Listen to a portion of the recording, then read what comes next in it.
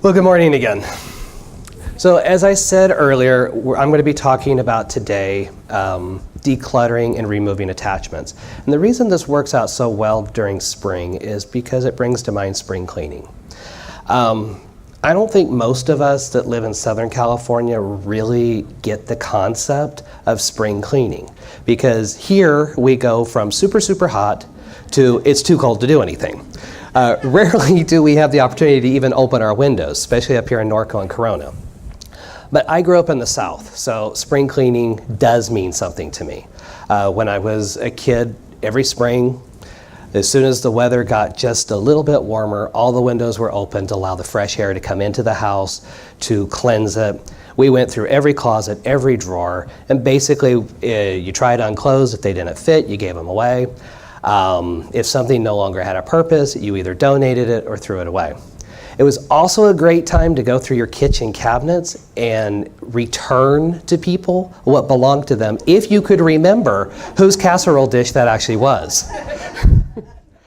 So with that in mind, spring also gives us that opportunity to do a spiritual and metaphysical house cleaning. It allows us to take a look at those beliefs, those thoughts, those attachments that we have, and figure out if they still serve us. It's not to throw out everything that we believe, it's to look at it and to investigate it. So, when we look around our homes and our workspaces, and this is something I find really interesting, when you look around your homes and workplaces, you can really get a sense of where you are even spiritually. I'm very guilty of talking about the fact that I live in disorganized clutter, organized clutter. I claim that I know where everything is, and I don't. And one of the things that has become very apparent to me is when your house is disorganized, when your workspace is disorganized, mentally you are disorganized, spiritually you are disconnected. So this time of year gives us that opportunity to go through those things. Spring's also a great time to let go of ideas that no longer serve us, to let go of hurts, fears, and insecurities that no longer deserve a place in our lives. It's a time to look around the house and see what items you've held on to and for what reason. So take a moment and just think for a second. When was the last time you actually took inventory of what was in your home and appreciated what you had? Not appreciated that you had it, but appreciated it for its beauty and its usefulness.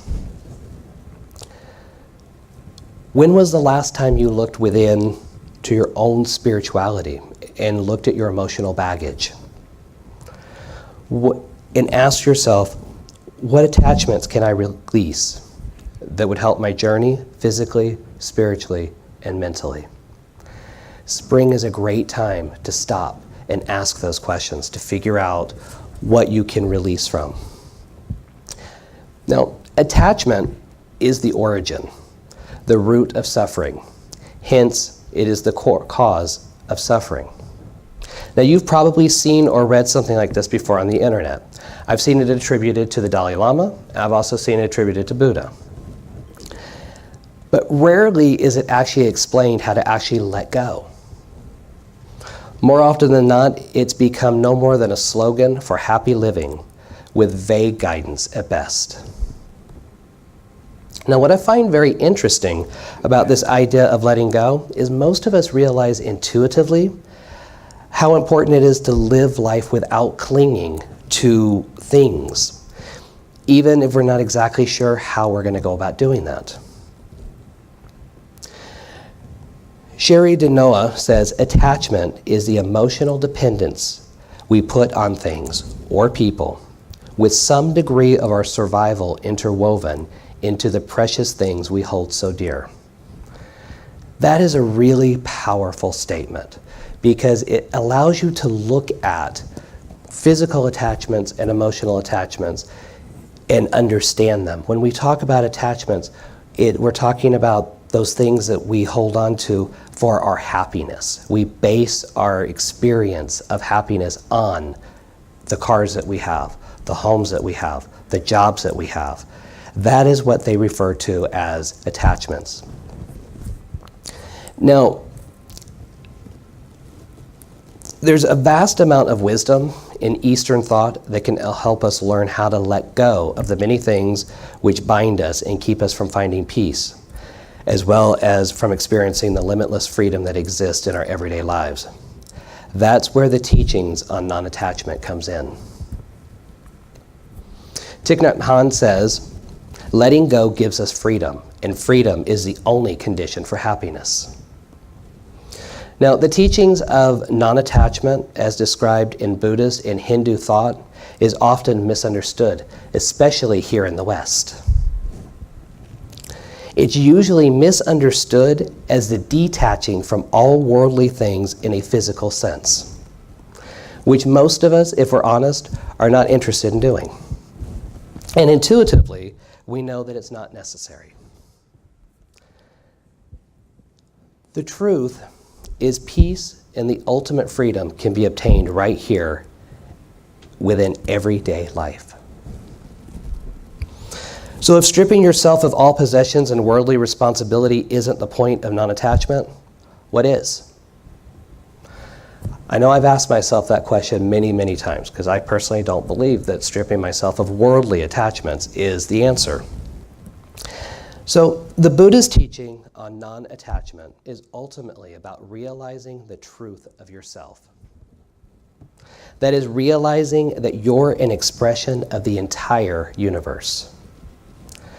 That you're in the universe. And that there is no separating the two.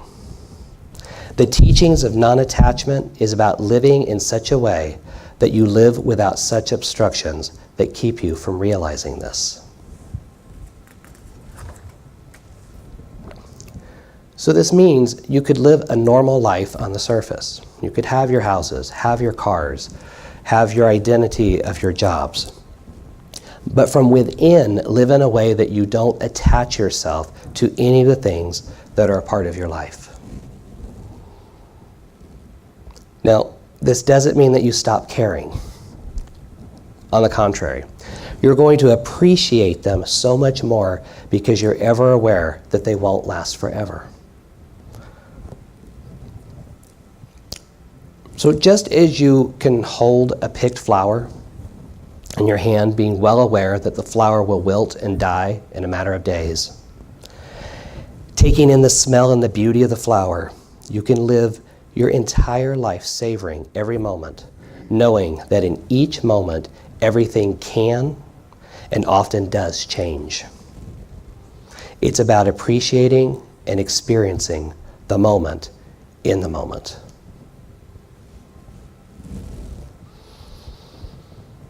Any belief that you're this separate entity which exists detached from the rest of existence, and your attempts to cling to these ideas, as well as your attempts to cling to expectations about the way the world is supposed to work, causes friction between yourself and the rest of the interconnected world. And as a result, you find pain in the inability for you to find peace. That's what it all comes down to. But what does it look like in your everyday life? It's easy to say get rid of attachments, right? You know, we hear it all the time. It's real easy to say it, but what does it actually look like? Putting aside all the universe this and interconnected that talk, how can we begin to notice this in our daily lives? All attachment originates with ego. The ego is a construct which was built through years of conditioning and is in no way a real part of you at all.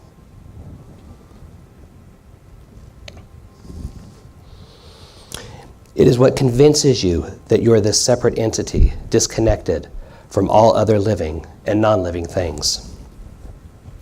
Your ego is an image. It is who you believe yourself to be. And when reality doesn't match up to the image, friction happens. And pain occurs. Pain caused by your attachment from the ego could come from not hitting your personal performance goals at work, leading you to question if your abilities are declining. Not performing as well during a basketball game with some old friends as you used to when you were younger. Realizing you're not as fit as you used to be, and maybe no longer the athlete you thought yourself as. Also, when life doesn't equal your expectations, the same thing happens. Losing a loved one, and having to come to grips with the fact that this person who meant so much to you and who you are used to having in your life is gone forever. Being fired from the job you've had for the past 10 years and thought you'd spend the rest of your life at. A coworker whom you've trusted stabbing you in the back to win a promotion over you. The same basic ingredients apply to all methods of letting go. But there's a multitude of ways about doing it, going about it. And one really important thing to remember and to understand is not to become attached with the way that you are not attached to things. Okay? I know it sounds odd that you can find new attachment through trying to let go of all attachments, but it's a very real thing to watch out for. Don't allow yourself to get mixed up thinking the finger pointing the way to the moon is the moon itself. It's not in the how, it's in the doing. So first and foremost, non-attachment is a state of mind. New attachments will always be presented to you. The basis of realizing non-attachment, to live in a state of mind of non-attachment, is to realize the importance of living in a way that you go with the natural flow of things and respect the impermanence of all of life. Now, there are many ways to go about it, but generally the first step is to begin working to identify the ego. Now, this is generally done through some form of meditation, particularly mindfulness, as it allows you to observe yourself silently in a way and watch what unfolds and arises from within. This can take time, it can be challenging, it can be painful, but the process itself is very rewarding. Remember the phrase that we hear so much, know thyself, and this is where that comes in. To live with mindfulness, to strive to live with mindfulness in each moment, whether you're sitting on a meditation cushion, walking from one place to the next, or at work, is to shine a light on your entire life and uncover the presence of ego in each area of your life, even the furthest reaches that lay hidden deep in your subconscious. To live with mindfulness is also to live fully engaged, yet unattached in that very moment. To be mindful is to be open and accepting of whatever may come in any moment. So mindfulness is a multi-purpose tool in letting go of many attachments we often hold. So what is it like to completely let go? This is something each of us have to find out for ourselves. But there are a few things that you can expect in your life once you learn to detach from things. 1, you'll see the beauty in all of life and experience it in its fullness without any distortion. 2, you'll be completely free in each moment and in the truest sense, no longer chained down to attachment. 3, you'll find peace through having learned how to let go. Stop causing friction to your being and ultimately expressing your true nature. 4, you'll gain the ability to adapt to any and all changes and keep your peace of mind. And finally, 5, you'll find a great sense of joy in every moment and realize life is one great big adventure because you're no longer held down by anything. Wouldn't that be a great place to be? It's a place I think we all strive for, and it's why we come here together and express our truths, is that's really ultimately what we're looking for. We're looking for that peace. Excuse me. It doesn't come easy. The work is hard. And like I said, it can be very painful. But in the end, it is worth it. So I'd like to leave you with a final thought. Yesterday was my teacher. Tomorrow has not been promised. I live in the moment. I experience the moment and appreciate what is, not what I expect to be. I'd like to thank each of you for being here this morning, allowing me to express my truth as I understand it. May your week be bright, your heart light, as you express divinity and embrace all of humanity. Thank you.